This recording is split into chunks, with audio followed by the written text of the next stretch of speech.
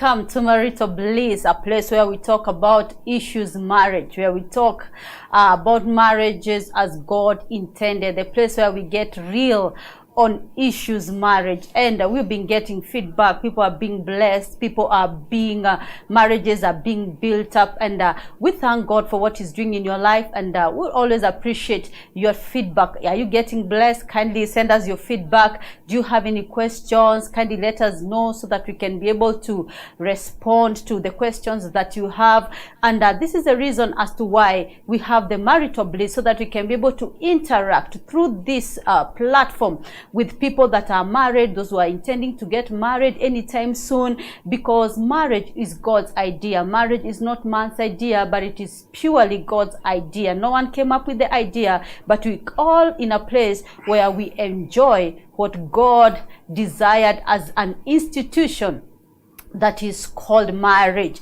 So for the last two weeks, we have been talking about conflicts, children as a reason as to why we find conflicts in marriage. And we have also been talking about addiction. If you have missed any of this, kindly go back to Facebook, and you're going to find these two episodes that we have tackled on the issue of addiction. And addiction, it is amazing, because we are here, of course, with Pastor Morris and my brother-in-law Julius, talking about addiction. And he has taught us so much, because that is his area. He's been trained in the area of addiction. He was an addict himself, but now God has delivered him, and now he's helping other people who are in the same situation where he was for 20 long years. 20 years is not a short time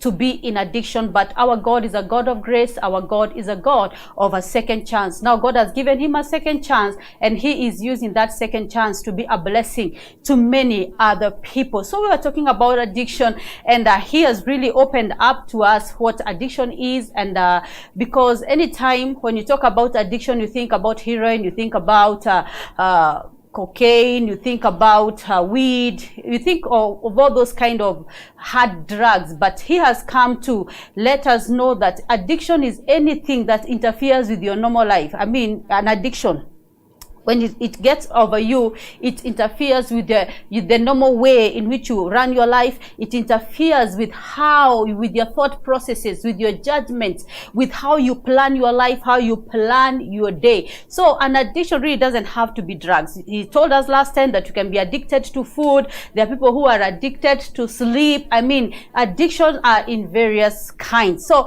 as we continue, and I welcome them, I also have a story. Yeah, I have a story. Yeah, and he told us that there are different levels, that lead to addiction. I remember, like, over 10 years ago, maybe 15, when they began these programs. I call them Española, Española programs, where you can see the person that is speaking is actually not speaking English, but you can still hear it in English. So the first one they brought to Kenya was called The Promise. I mean, it was one of a kind. In Kenya, we had not seen anything like that. So I would say that program over 15 years ago would determine what I would do. You saw that by 7:30, everything is ready. The family has eaten. The dishes have been washed, because I had to sit down at 7:30 to watch. I know that was 6 or 7:30. It's a long time ago. It's over 15 years.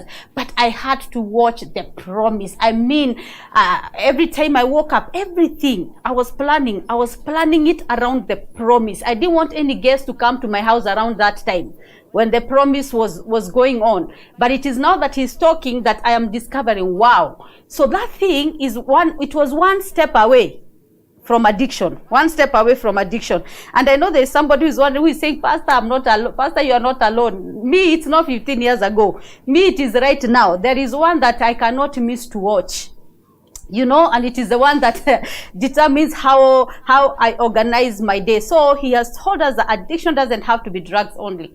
It is that thing that interferes with the normal runnings of your day that affects your, it is always in your thoughts, every time when it is 1 o'clock, you're thinking it is 6 hours to the promise, so it is that thing that never does not leave your mind. So I know you are laughing, but thank God I can't see your face, because I know there is one that maybe you're saying, Pastor, even me, I want to get over this. So how did I get myself? Pastor helped me. He told me, if you don't want to be part of this, don't begin.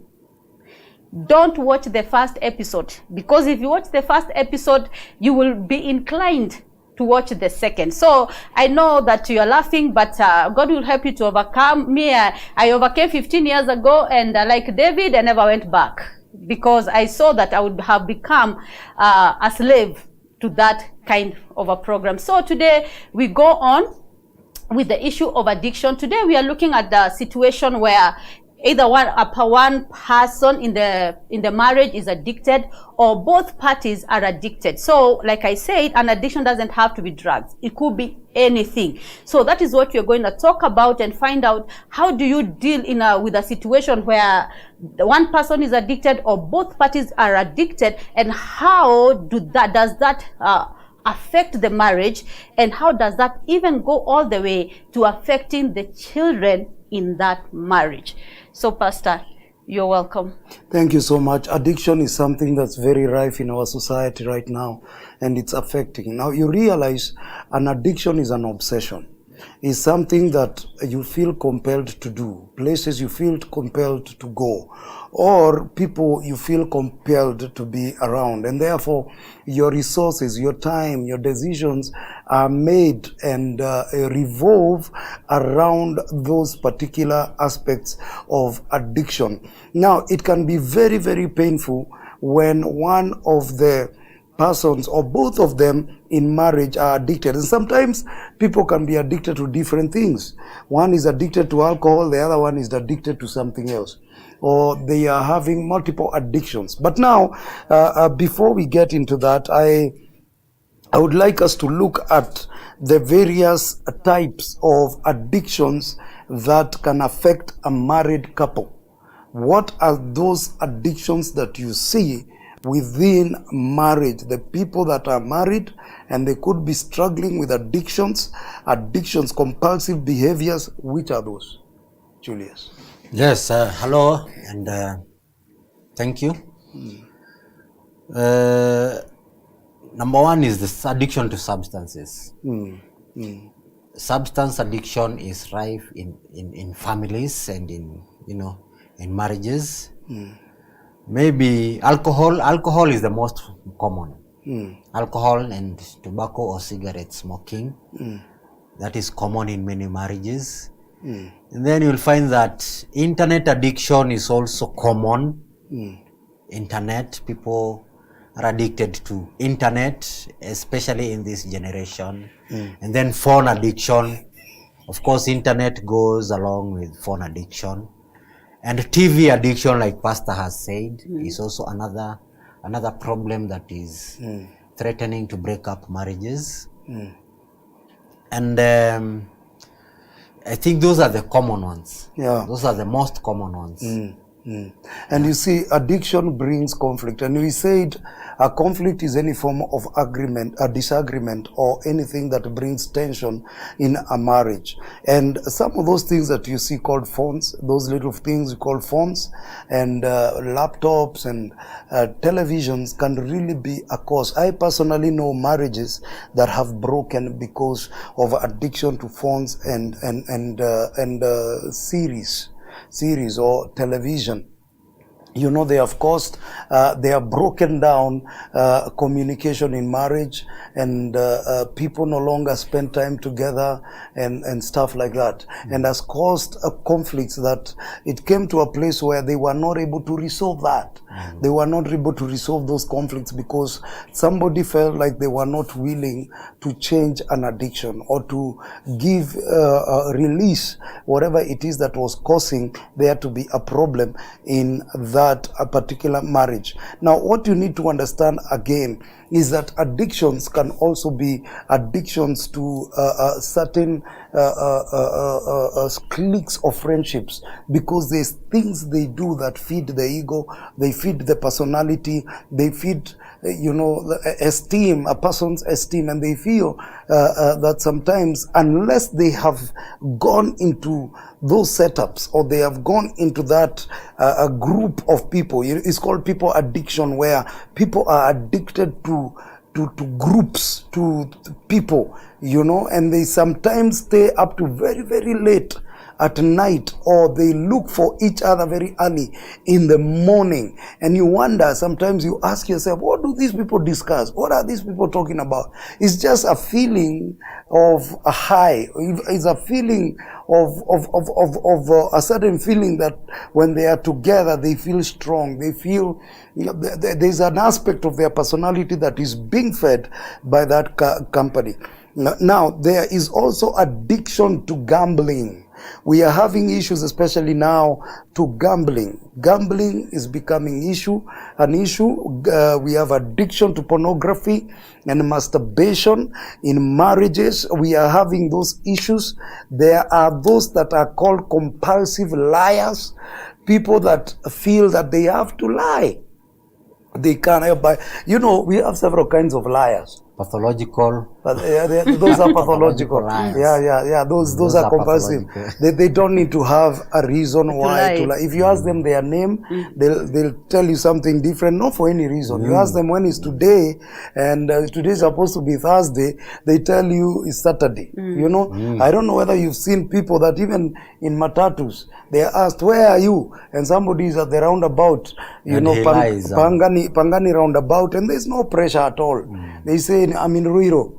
I'm coming, I'm in Ruiro. There's no pressure at all, but they just lie. And within marriage, one of the most offending and irritating things is lies. Now I'm saying, I'm coming. Nimefika hapa, I'm coming. Nimefika hapa, I'm coming, will take another 4 hours. So you wonder, those people 4 hours. To be honest. Yeah, those 4 hours, somebody can go to Nakuru and back. And the guy is saying, I'm here. So many lies. Lies concerning money, lies concerning profession, lies concerning plans. People are not honest in marriage. They don't tell each other openly what they are planning, or what they have, or what they own, or what the money how much they earn, or stuff like that. People are just, lies.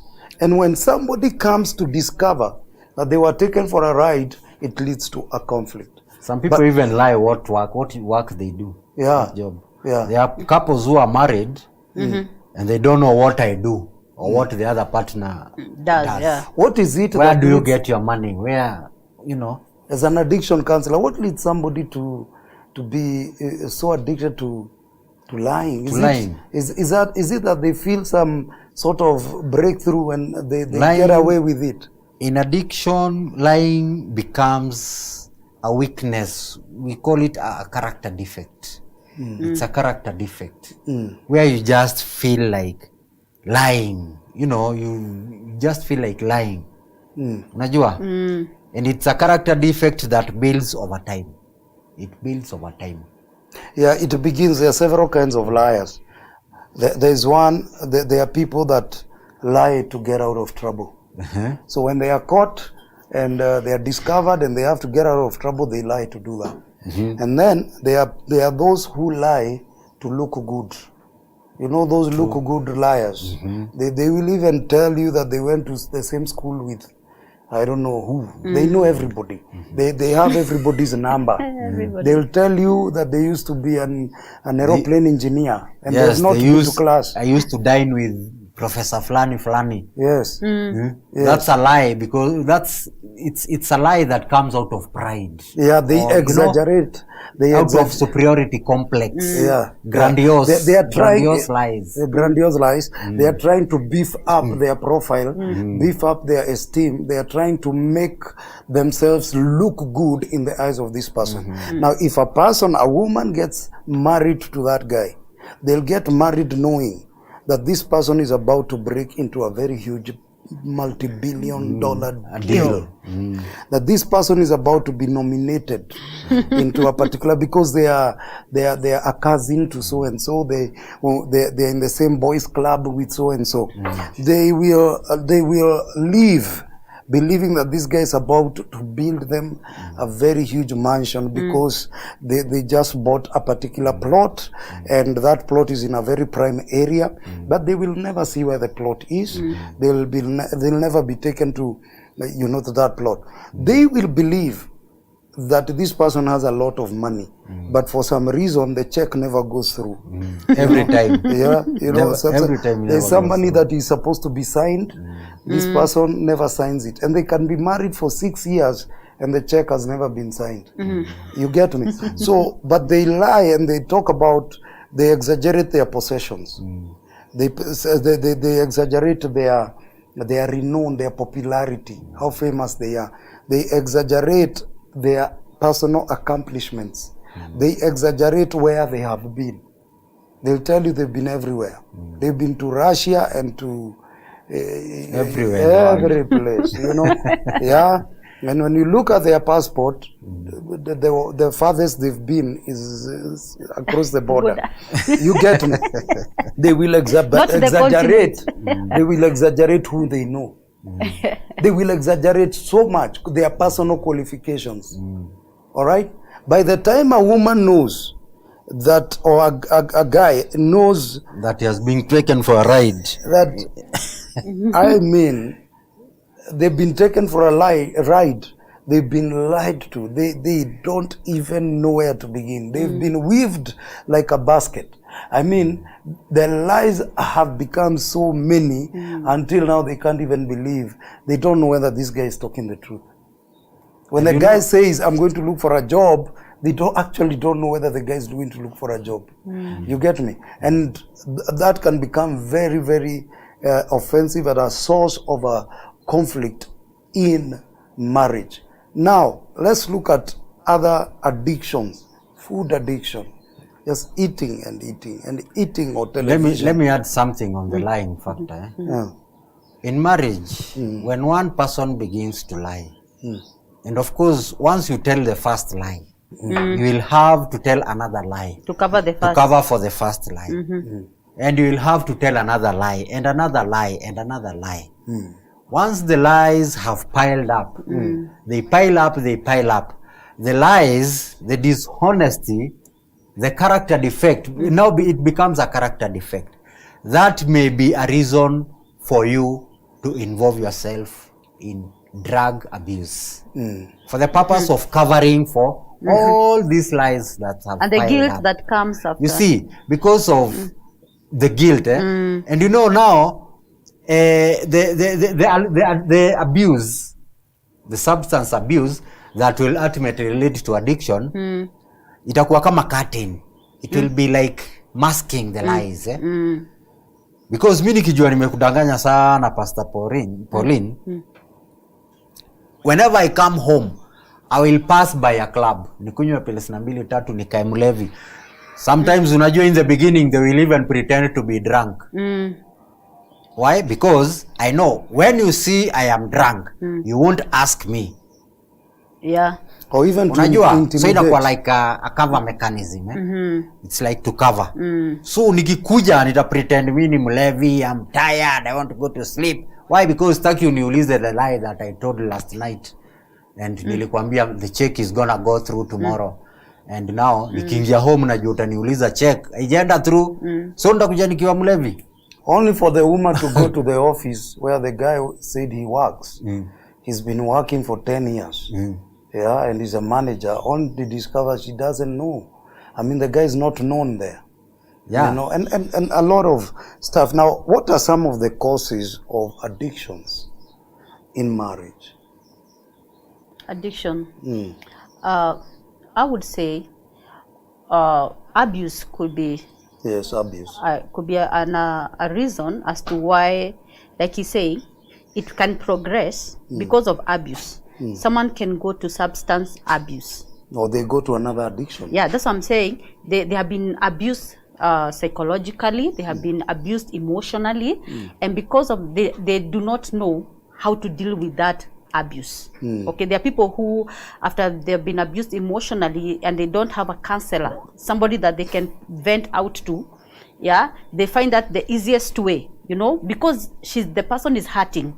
the person is in pain, and because they don't have anyone that they can share that with, someone who can be able to help them out of that abuse, some find it easy to go to substance abuse.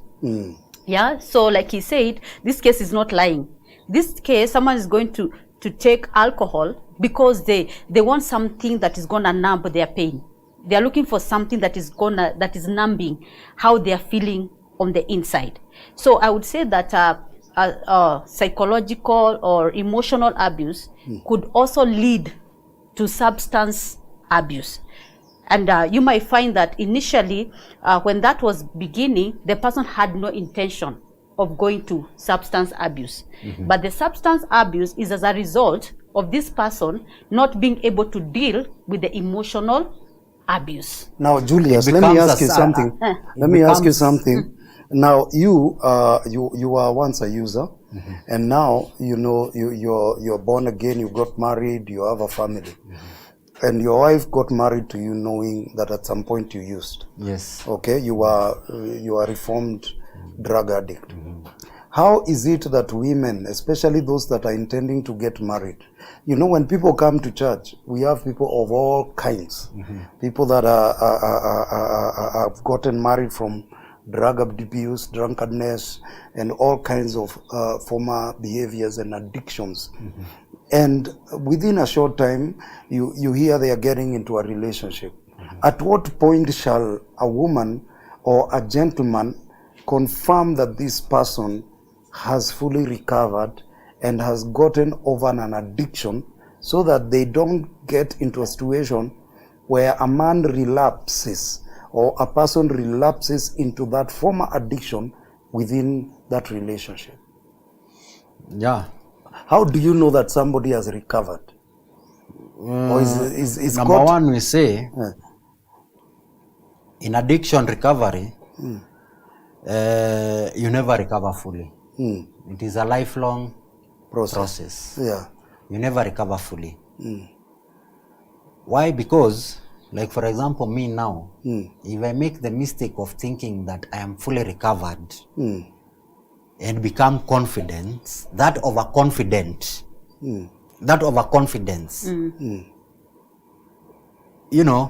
Can expose you. Can expose me. And you maybe want to test, to try or even go to the same places, or even go to the same places, or even cross addict. There is also the danger in recovery. There is also the danger of cross addicting.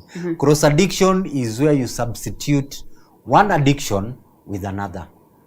So you recover from this. You recover from alcohol or drugs. You cross addict now to pornographic or sex addiction or food addiction. Okay? So there is that risk. So in recovery, there is no full recovery. It is a lifelong process. But in terms of relationship, we normally advise our clients, or we normally advise people in recovery, not to get into a relationship before 12 months. That is 1 year. Lazima akae 1 year in recovery. That is once you have worked the program, the rehab program. So naona hata mimi nilikaa mimi nilikaa karibu 1.5 years, almost 2 years. So 1 year, then you start a relationship. But when you begin that relationship, make sure that your partner knows what you are struggling with, what you are going through, where you are coming from, where you have been. You need to be honest. Okay? Recovery requires a lot of honesty. Usikue muongo. All right? So you need to sit down with your partner. Don't go into marriage immediately. Let her know your story. Like my wife knows my story. Mimi mpaka nilimuonyesha picha. And I want to appreciate her kwa sababu alinikubali vile nilikuwa. Right? So they need to sit down, tell the truth. Every partner, I mean every person to tell the truth. Be honest about where you are coming from before you get into that marriage. And again, premarital counseling is very important. I don't want to get into a marriage where I expect heaven and then I get into that marriage, I get help. And then I think it's very important also because that person, when they get married, is going to also be a support system. Towards, as you said, recovery is ongoing. That person will also be a support system, and also being a support system, they will need to know what they are supporting this person in, and they will need to know the areas that this person needs to, because somebody can get married, and if this person doesn't know what this person is struggling with, they become the source of exposing this person. They become the trigger now, even to relapsing or to cross-addicting to another addiction. Yes. Like, for example, people that have struggled with anger, and they felt that they were overcoming anger. And then they got into marriage without discussing the issues that they were dealing with. Yes. And this person they got married with became like a trigger to anger. And that thing they thought they had overcome now begins again. It recurs again. It recurs. Or somebody has overcome drinking or partying, and they used to drink a lot. And they overcame over some time, they were not drinking. And then they get married to somebody who comes with wine at home. Who comes with wine at home. Who stores wine in the fridge. Or keeps on saying, take me out, take me out, take me out. Without knowing this person actually has a reason why they are avoiding some of those places. They have a reason why they are not going out. And I think honesty in relationship is very important. Even from the causes of addiction. We are talking about people who are married, and one of them or both of them are addicted to something. Communication, knowing what's going on with you, just like we talked about children, it's important for you to know the signs, to get to understand the signs. And after this brief break, we are coming to start looking at the signs of addiction in marriage. What are the signs of these behavioral or character traits that are negative that, can also be called addictions, and how do we need to deal with them? See you in a minute. God bless you.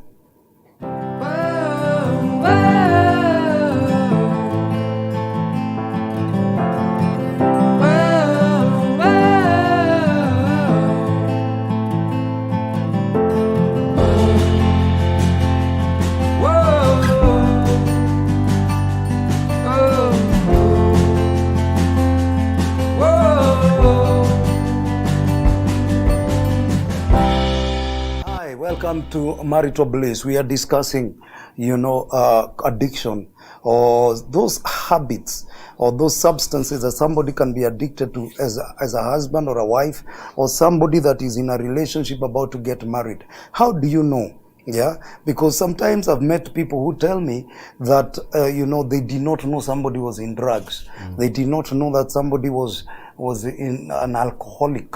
They did not know that somebody was in a particular addicted in particular ways. In fact, some of them live for years before they get to understand that this person was addicted to pornography or masturbation. What are some of the signs to look for within marriage for these kinds of addictions?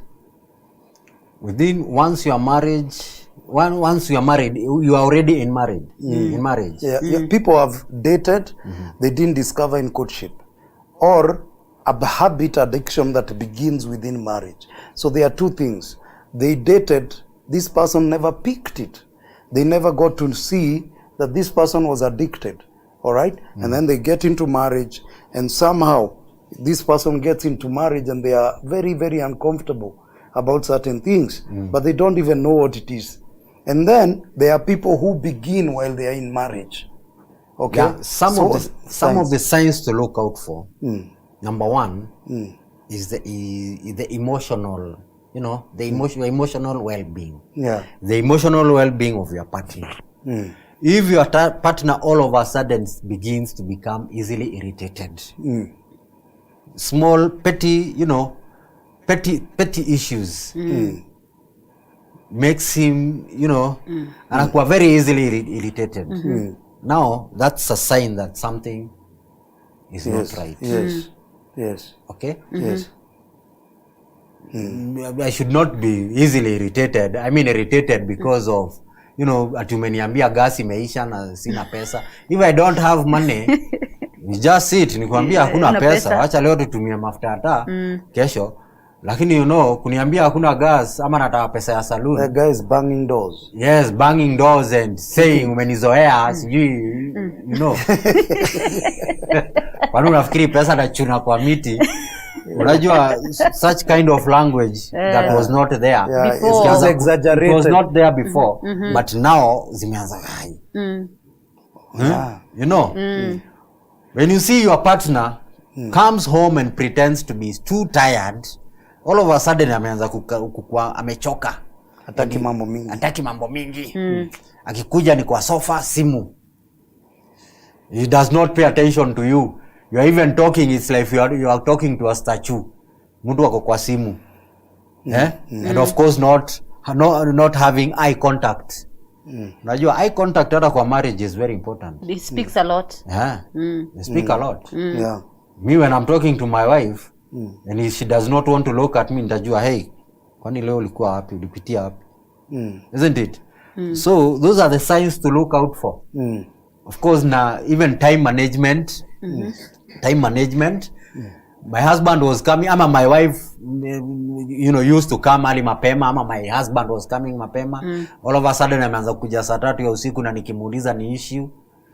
That's also a problem. Yeah. Sababu hataki kuulizwa, he does not account for his time. Alikuwa wapi? And doesn't pick calls. Yeah, doesn't pick calls. Another sign is when now the bills that were being paid on time, they are now being not paying on time. Stima zinakatakatwa. Token tulikuwa tunaweka ya 1000, sasa tunaweka ya 500, 100, hivyo kidogo kidogo. 50-50. You know, those are red flags that tell you something is not right. The guy who used to buy food is no longer leaving money for food. Living ama hata akiwacha, he's living like, you know, alikuwa amezoea kuacha 1000, he's now living 300. Na ukimuuliza inakuwa mambo imekuwa mbaya all of a sudden. Maybe that guy is gambling all his salary. Maybe that guy maybe using kuna another place that he's taking his money. Maybe that guy akona sex addiction, akona mpango wa kando. Maybe he's spending all the money in data. Yeah. Those are the signs to look out for. The sudden changes in behavior. Yeah. And then even observe PI, even eating. You know, even it's called picky eating. Picky eating. Picky eating ni mali all of a sudden your partner has begun to become choosy. Ukipika githeri anakuja anasema sasa nini umepika? Na hiyo githeri last month tulikuwa tunakula vizuri. But now sasa imekuwa issue. Nikipika githeri, nikipika mchele ile ya inaitwa sindano, mchele njeri. Mchele inaitwa sindano au inaitwa nini? Hiyo. Sasa mzee anataka pishori, anataka ile mchele ya kusimama. Mara ukipika ile ya kusimama hivi. Picky eating. Unajua? Hiyo sasa inakuwa shida. That's also a source for conflict in marriage. And it's a sign of something is It's something they start to find fault. They start to find fault in, you know, we talked about it in emotional negligence, where people start to find fault in soon, I mean, has issues with the children, is even trying to distance himself from children. Distances. It's like himself. The children are now disturbing him when I'm having my peace. I don't want to be disturbed. Unajua, hizo ni signs that something is not right in that the person marriage. Is trying to cover up something. They used to go to places together, but now they can't even go together. Some people even skip churches. Unasikia all of a sudden mtu hataki kwenda JCC, mimi nataka kwenda ACK, nataka kwenda. All of a sudden belief imechange. And you wonder, ai huyu jamaa. And it's something that they used to enjoy, and all of a sudden they are running away. They are running away. See now, actually, that running away, escapism. It's called escapism. Trying to dodge from situations and people, dodging people that are familiar. Because JCC wanajulikana. So now they want to go to another place where they're incognito, where they can start to do their stuff without being known. You understand? So those are some of the hata anaanza kufind fault. JCC ni kwa madosi, JCC sijui nini, sina nguo, wanaimba sana. Wanaona fake reasons. Yeah, fake reasons. Ujue huyo mtu because they don't want to be accountable. It's because he's running away from something. Nikienda JCC pastor ananijua sana, atajua hey siku hizi something is not right. You ni guilt conscious. Then you know hapo hata kama usikia harufu ya pombe, my friend, jaribu kujua what is it that. Now listen viewer, those who are watching, it's very important. Those changes, all of a sudden somebody is changing church. All of a sudden somebody is changing friends. You remember when we were talking about children? A child, all of a sudden they used to walk with somebody, have a group, but now they have shifted without reason, you know, to a different group of people. To a different group. Even of parents people. do that. Even parents do that. Now they had family friends, they had friends, but all of a sudden now all those are bad. The church is bad. Everything now is bad. Now they are looking at friends that are fresh, and those fresh friends, they are very doubtful. That they are very suspicious. It's because they are looking for a place, a church. They are looking for company or a group of friends that they are going to be comfortable with doing what they are doing. They have a common thing that. Yes. Even to hide. It's a place of hiding. They are looking for a place of hiding. Now, listen. When people stop talking all of a sudden, and that is why last time we were talking about getting back to communication. When people now start to play hard, they don't want conversation, they don't want to talk, is nil by mouth, is another sign. This person just walks in, doesn't want to explain anything, doesn't want to discuss anything, doesn't want to just get to their corner and switch off. That person is hiding something, and that person could be boiling within them, and there could be something they are dealing with, and it's very, very important. The other thing that we need to note as people in marriage is very important, and this has happened. Please listen to me. It has happened when dealing with addictions, especially pornography, masturbation, and sex addiction. When people, a man or a woman starts to get up early in the midst of the night, and you know that person is not a prayer warrior. You know that person is not an intercessor for the nation. He's not interceding for the nation. And all of a sudden they start to slip out of bed. They tiptoe out of bed, grab their phone, grab their iPad, they grab their tablet, grab their laptop, and go to a hidden corner. Yeah, and it is good to know what goes on. It's good to know. That person in the morning should say, by the way, I had a lot of work. I had an assignment, or I was praying, and I was praying for you, or something. But if somebody is like, hey, I woke up, I didn't find you in bed, are you okay? And the guy is like, were you sleeping, or were you looking for me, you know? They ask a funny question.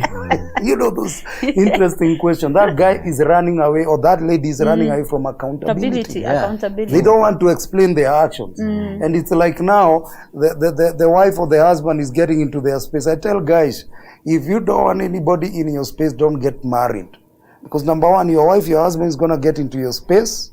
All right? And your children, even the more, they are going to get into your space. They will talk to you when you need to be quiet. They will call your name. They want you to play with them when you feel like you are tired. So they'll get into your space. So don't get married if you don't want people getting into your space. But anyway, on a serious note though, it's important so much to look at the behavioral changes. When somebody becomes nocturnal, all of a sudden they're operating by night.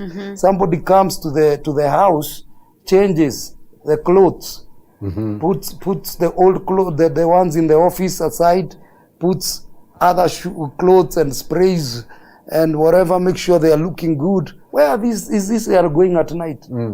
They have to look so good for. And things like that, hidden passwords, where things, secretiveness, very, very secretive, very secretive. Secretive in phone, secretive even on what he does, on, you know, even times of arriving at home.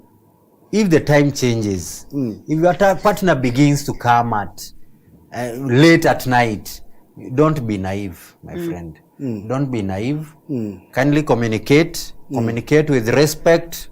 Communicate clearly. You know. Yeah. And address that issue. Don't be naive. Don't let it to go, you know, deep. Don't let it to grow roots. Yes. I think communication is key. It's very key. And what about, honey, what do you say about abrupt or sudden withdrawal?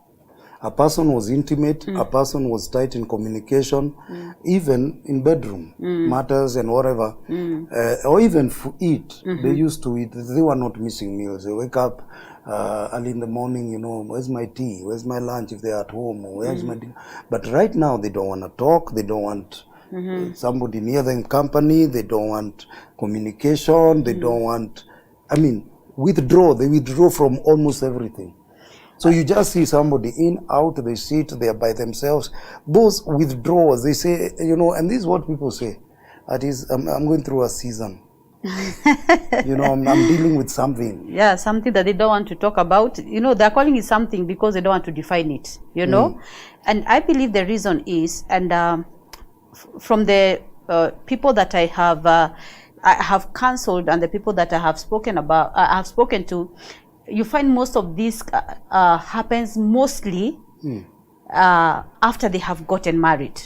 Yeah, and you find that the reason as to why this person does not want to talk, the reason as to why this person does not want to be intimate, the reason as to why this person does not want to associate with this other person is, and the special is because first and foremost, if somebody is in a Christian marriage, and this person, of course, has a seed of God within them. They know whatever they are doing is wrong. It's not that they are doing that in ignorance. They know that this kind of an addiction, whatever I have allowed myself to become, whatever I have allowed to become an addiction in my life, is not right. So, because of guilt, because they know first and foremost it is not right. So, what causes them to withdraw is a guilt. Okay, the other thing is that that causes them to withdraw is sometimes they fear the response of the other person or how the other person would behave if they were to know the addiction. Then the second thing is the fear of how the other person will behave. Okay, so they do so to hide. So they do so to hide because they are afraid. So if my husband or my wife knows that, you know, I'm watching pornography, if my husband or my wife knows that I have gotten into my masturbation, so they are so much afraid of how the other party would react. So instead of opening up, if they don't have the confidence of opening up to the other person, the thing that they do is they recoil. You know, they don't want to communicate anymore. They want to get into their corner. They are looking for everything to act as a defense mechanism. Like Julia said, they come late at night. When they get into the house, they don't want anyone to talk to them unless they are asked those sensitive, you know, questions like you have said, why do you wake up at night? You know, I don't know you as a night person. You know, you are the person that at night, no, you don't want to be disturbed. But how come of late you've been waking up at night? They don't want those sensitive questions asked. Why?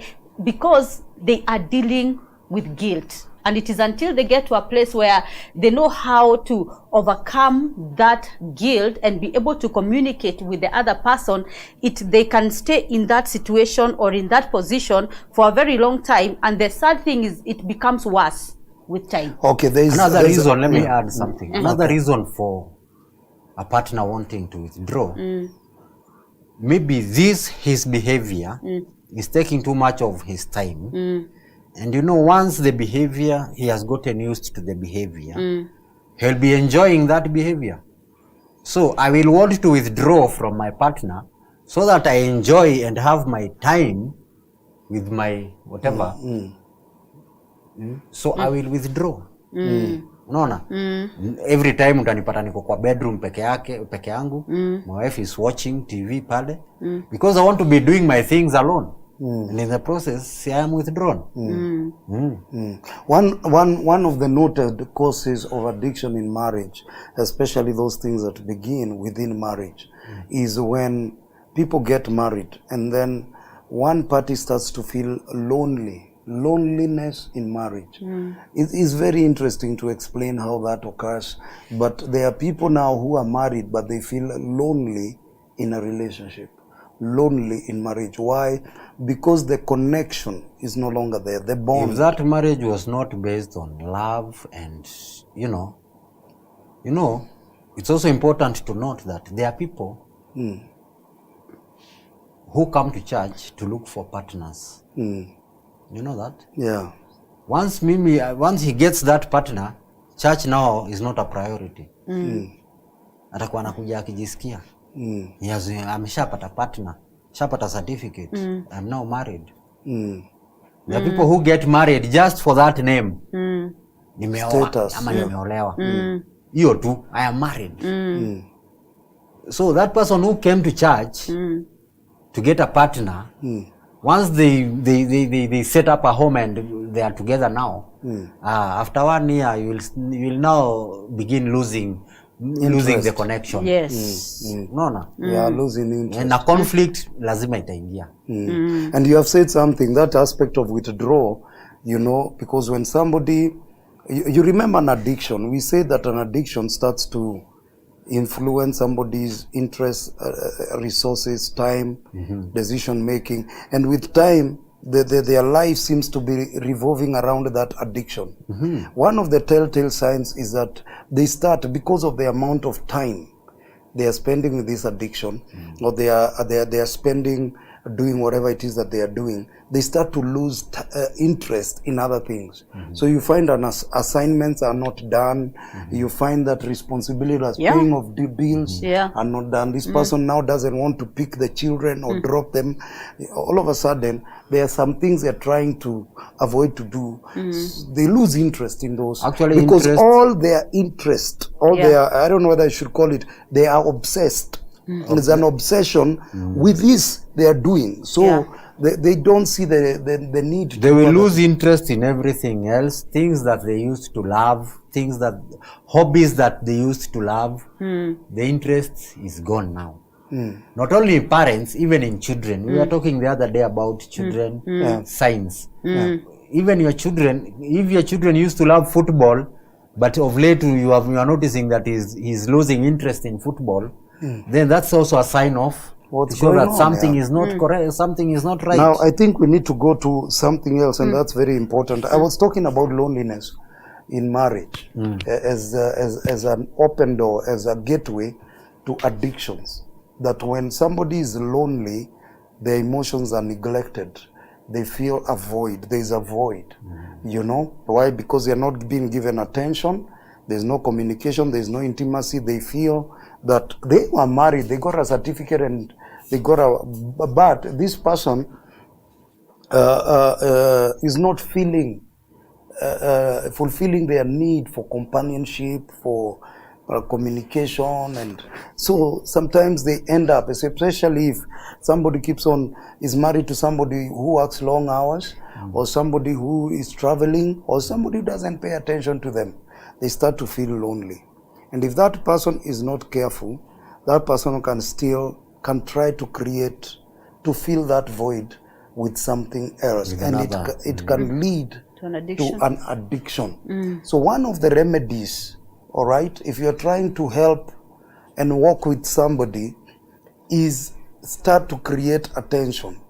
Try to create time to work with that person, especially a spouse, so that you break their mental attachment from that addiction. All right, create time with them. Number one. Now that's number one. Number two, avoid confrontations, avoid exchanges, disputes, arguments, because number one, this person withdraws to avoid those questions. Yeah, they are trying to avoid them.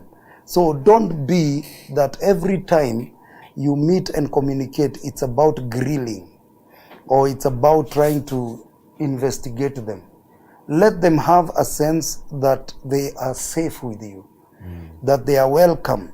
you know, and that they can have a normal life with you without addiction, without condemnation, and without being dressed down. Because many people wanasemanga wanasomewa, acha kunisomea, you know, or stop dressing me down, you know, something like that. So the other remedy for these things that we call addictions is, as a married couple, please fulfill your responsibilities in marriage. One of the key responsibilities in marriage is companionship. You get married to be together, isn't it? You get married to be together. Nobody ever got married to be alone. When somebody is getting married, in their mind, especially ladies, they know they are going to spend the rest of their lives with this person. They will be together. You know, friendship is very important. All right? Yeah, fulfill marital responsibilities. Yeah, marital responsibilities will help that person get into a place where they break from those addictions. In case that person is in deep addiction, it's important for them to seek prayer and to seek counsel, to seek counseling. Because sometimes when somebody is addicted to something, their view of things is not realistic. Yeah, that's true. They are not realistic. They think the world revolves around what they are doing. So they need somebody to show them a different angle and to help them face the reality of life, yeah, so that they can start to embrace other responsibilities. What do you think, Annie? Yeah, I think that is very important, and there's something that you have said that really stands out, the aspect of not condemning somebody. And there is nothing that breaks walls, you know, because the reason as to why this person is pushing the other person away is because they have built within them, around themselves, an invisible wall. They don't want you to break through it, lest you touch that area they're trying to protect. As much as it is evil, as much as it is not healthy, as much as it is not adding value to their personal life, as much as it's not adding value to the marriage, as much as it is not adding value to the, you know, the psychological wealth, psychological health of the children, they have built an invisible wall. So I believe that the best thing that can be able to break that wall down first and foremost, so that you can be able to walk with them, is to show them that you're not in this to condemn. You know, you are in that situation, you are with that person, not to condemn, but to help. I believe that the best thing that somebody can do is to love the person through the process. Love the person through the process, because if you are helping that person through the process, it means that you're not struggling with the same addiction. Because someone cannot be in pornography and then they're helping someone else in the same kind of an addiction. Means the person that is helping this person in this addiction, they are looking at it from an ego's perspective. They are seeing it from a different angle. They are not addicted themselves. So I think the best way to guide this person into a place of freedom, the best way to guide this person to a place of feeling, you know, regaining that self-worth, because it doesn't matter the kind of addiction. Addiction removes self-worth. It removes self-worth. And that is why if they get addicted to cocaine today, they look for something that is higher, you know, to cover what cocaine made them feel after the effects were over, because nobody feels good after they are through, you know, the high, you know.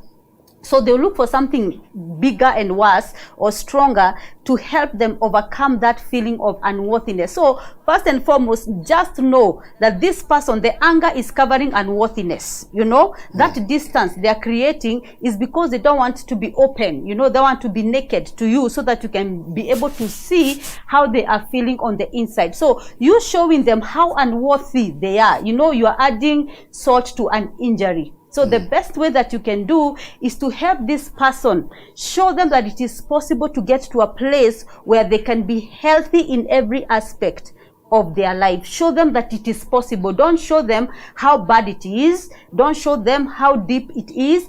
Just show them how possible it is for them to get out of that situation, and do it with love, and do it also with patience, because you may not have a time limit as to when the person will get out of that addiction. So I believe that patience and love plays a very big part in helping somebody to get out of addiction. Now listen, And it's empathy. And empathy. Now And listen, empathy. Yeah. it's very, very important for us as married people and for those that are intending to get married to be honest with each other. I heard this story of this person that got married.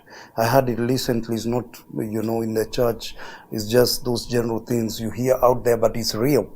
Of this gentleman that went to get married to a lady and wanted to know the background of the lady and what it was all about. And, the lady was saying, I'm not comfortable talking about my past. I'm not comfortable talking about this and the other. So that getting irritated when they are asked certain questions. So eventually, sad to say, the relationship broke. And I think it's important when you're dealing with certain signs of the ones that we have talked about. We have talked about behavior change, abrupt behavior change. We've talked about avoiding, people becoming elusive. All of a sudden they were okay, but now they are avoiding. They're avoiding hanging around with the wife, hanging around with the husband, hanging around home. They are coming, those very interesting ungodly hours, disorders, eating, sleeping disorders, secretiveness. Yeah, they are so secretive. There are areas in their life that they protect jealously, including laptops and gadgets and whatever. Now they don't even want the wife to get into the car. The wife wants to go somewhere, they even volunteer to pay Uber or to pay Taxify. Does it still exist? It does. They to pay that because they don't want them to come into this place that they are protecting. Because you remember, the car can also be a place where some of these things are, there'll be bottle tops, ashes, perfumes, all those things, the residues of addictions. There will be those signs. So they protect that. They don't want somebody. They keep the key. Don't want somebody to take. And then they are the erratic use of money. All of a sudden, money is there's no way of telling how money is going. You understand? And they don't want to be asked. And then all of a sudden, they become picky about issues. They become picky, and irritable. All right? And then another issue is denial also. Don't forget denial. Denial also sets in. It's a sign of addiction. Denial. And then we talked about, we mentioned lies. Lies. Those lies that never seem to make sense. You get me? Lies, but when you try to get near to find out about the lie, you are detoured. You are thrown to this direction. It never comes. It's like a maze. And those are some of the signs. But please remember, it's important to find out if you're dating, you're in a relationship, do not accept this excuse that I am not ready to talk about my past, or I am not ready to discuss it. Yeah, there are things that I think you should know. Yeah, and what do you think as you pray for the people? I think when somebody is getting married, there are things that somebody should know. Somebody said, a big preacher once said that if you're invited to a house, you're invited to a house, and all of a sudden the brother, one of the brothers of the man you're getting married to, comes swinging on a rope with a banana in their mouth, then you're getting married to the family of gorillas or chimpanzees, and it's important for you to to get to know where you're going to get married. It is very important. It's important. God bless you. Yeah. And I pray for. So I would say that my parting shot would be that, and this would even is a plus for those who are intending to get married. like what Julia said, that the people who come to church to just get somebody that, you know, has a godly background, you know, somebody that loves God, and once they are done getting whatever they came for, maybe it could be a husband or a wife, they don't see the need of coming to church. But the easiest way that you can know whether this person will be able to handle situations even in the future is when you create friendships. I mean, the best people that make an awesome marriage, a lasting marriage, are not those who get married because it is time to get married. It's not those who get married because they found people getting married, but it is people who get married because first and foremost, they are friends. And during courtship, allow everything, remove all the skeletons out of the closet. Because this will help the other person.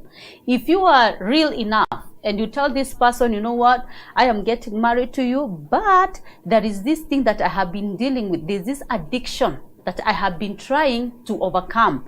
You see, now when you get into marriage, this will not come as a surprise. The person will either tell you, sorry, bye-bye, I don't think I'm ready to deal with that. But if they feel that it can be able to help you through it, then it may not be a source of conflict, because by the time you get into marriage, the person already knows that there is something that you are helping them overcome. And if there is something that you want the other part, you know, the other spouse to help you through, please be accountable.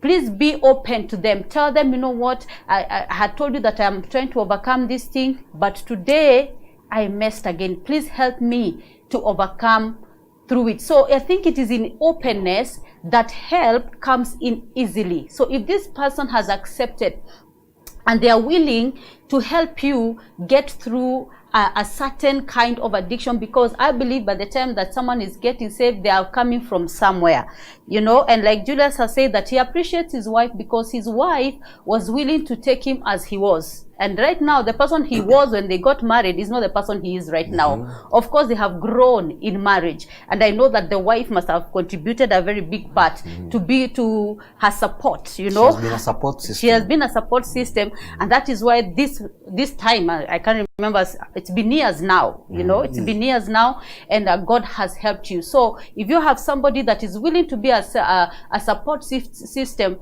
just be accountable to them, because they are willing to help. And when God wants to do something, he uses people.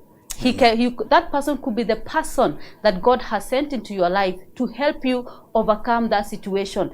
And let me tell you, addiction does not have to be substance abuse. Addiction comes in many shapes and it comes in many forms. So I know that God has taught us so much for the last 3 weeks. I mean, God has just been gracious to us, and I know that God has really spoken to you in regards to addiction and also our children, and I know that God is really working in your life. So I want to take this moment and pray with you even as we conclude today's episode.